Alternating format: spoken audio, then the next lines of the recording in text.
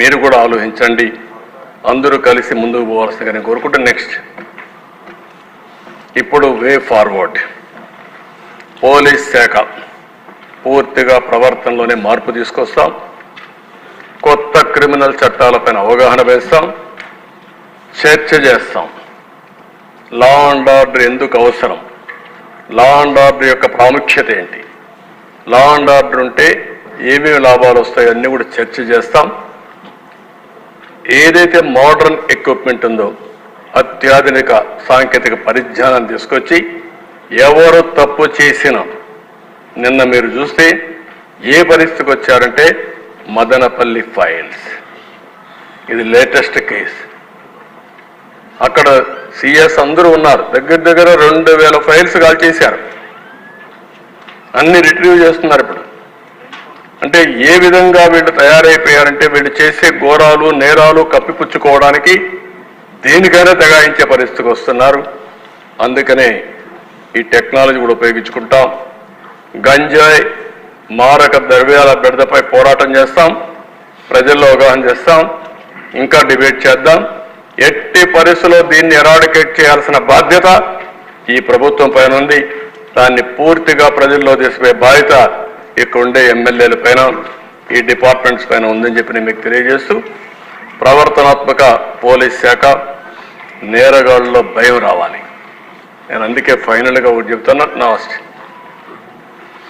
నేర రహిత సమాజం, జీరో టాలరెన్స్ ఆన్ క్రైమ్, ఎక్కడ రాజీ పడే సమస్య లేదు, తన మన అనే భేదం కూడా లేదు. శాంతి భద్రతలో నూతన అధ్యాయం, new chapter in law and order will start, already started.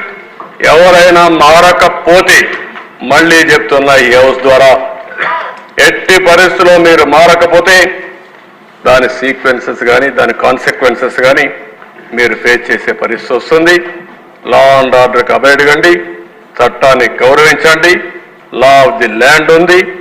అదే సమయంలో నేరస్తులు కూడా రాజకీయాల్లోకి వచ్చి నేరాలు ఘోరాలు చేయడానికి రాజకీయం ముసుగేసుకుంటే మాత్రం ఆ రాజకీయం ముసుగు చేసి ఎవరైతే నేరాలు చేసిన వాళ్ళని నేరస్తులుగానే ట్రీట్ చేసి పనిష్ చేస్తామని చెప్పి కూడా ఈ హౌస్లో మరొకసారి మీ అందరికీ తెలియజేసుకుంటూ, 5 ఏళ్లలో జరిగింది ఇది.